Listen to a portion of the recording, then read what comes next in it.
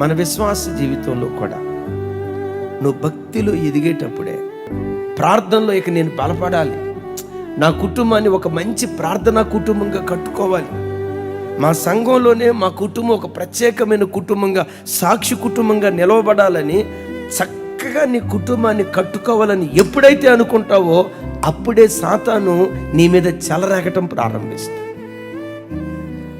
ఏదో ఒక కీడు, ఏదో ఒక నష్టం, ఏదో ఒక ఆపద, ఏదో ఒక అపాయం, ఏదో ఒక ఓటమి నీ బ్రతుకులో కలుగు చేసి నీ విశ్వాస జీవితం కుప్పలాగా కూలిపోయేటట్లుగా చేయాలి. ఇది సాతానుగాడు ప్రణాళిక. నమ్ము, నీ జీవితంలో ఎప్పుడైనా ఒక కీడు జరుగుతుందంటే గుండెల నిండా విశ్వసించు, ఆ కీడు వెనుక గొప్ప మేలు దేవుడు మన కొరకు దాచిపెట్టించాడు. నమ్ము, ఆ కీడునే మేలుగా, ఆ శాపాన్ని ఆశీర్వాదంగా మారుస్తాడు.